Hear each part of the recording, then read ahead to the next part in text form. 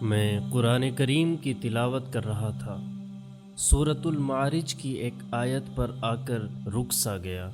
دوستوں، بات انسان کی تخلیق کے بارے میں تھی کہ انسان اصل میں پیدا کیسا ہوا ہے۔ ایسی کوئی بھی آیت آئے تو میں رک کر تھوڑا سا سوچنے لگتا ہوں۔ آیت یہ تھی کہ ان الانسان خلق ہلوعا۔ حقیقت یہ ہے کہ انسان بہت کم حوصلہ پیدا کیا گیا ہے، یعنی ایک ایسا انسان جس میں بے چینی، تشویش یا بے صبری ہو۔ اگلی آیت کچھ اور بھی معنی خیز تھی۔ اذا مسہ الشر جزوعا۔ جب اسے کوئی تکلیف پہنچتی ہے تو بہت گھبرا جاتا ہے، یعنی تکلیف پہنچے تو انسان چاہتا ہے بس اب یہ رفع ہو جائے، تکلیف بس ختم ہو جائے کسی طرح۔ پھر آگے وَإِذَا مَسَّهُ الْخَيْرُ مَنُوعًا، اور جب اس کے پاس خوشحالی آتی ہے تو بہت بخیل بن جاتا ہے۔ منوع یعنی کنجوس۔ جب اسے کوئی نعمت ملتی ہے تو اس کا دل چاہتا ہے بس اس کے پاس ہی رہے، وہ نعمت کسی اور کو نہ مل جائے۔ یار، جو رلا دینے والی آیت تھی وہ بعد میں آئی۔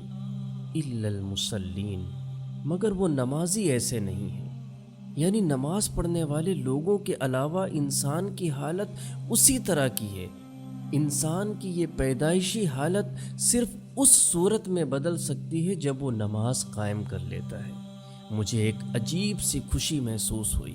میں پہلی 3 آیات پڑھ کر حیران ہو رہا تھا کہ اللہ تعالیٰ اپنے ہی بنائے ہوئے انسان کی کمیاں اور خامیاں گنوا رہا ہے، لیکن اِلَّا الْمُصَلِّينَ پڑھا تو دل مطمئن سا ہو گیا کہ ان کمیوں اور خامیوں کو پورا کرنے کا اللہ تعالیٰ نے راستہ رکھا ہوا ہے کہ اگر کوئی نماز پڑھتا ہے تو وہ ہلوع، جزوع اور منوع کی دلی اور جذباتی حالتوں سے نکل سکتا ہے۔ اور میں سوچنے لگا، یعنی تصور کرنے لگا کہ انسان کے اندر سے تشویش، بے چینی، بے صبری، کنجوسی، یہ ساری چیزیں نکال لی جائیں تو کیسی حالت ہوتی ہے انسان کی۔ یعنی نماز کی برکت سے جب انسان کے دل سے تشویش، بے چینی اور کنجوسی نکل جائے اور اس کی پریشانی، گھٹن اور تنگ دلی دور ہو جائے تو انسان میں کیسی وسعت اور کیسی کشادگی آ جاتی ہے۔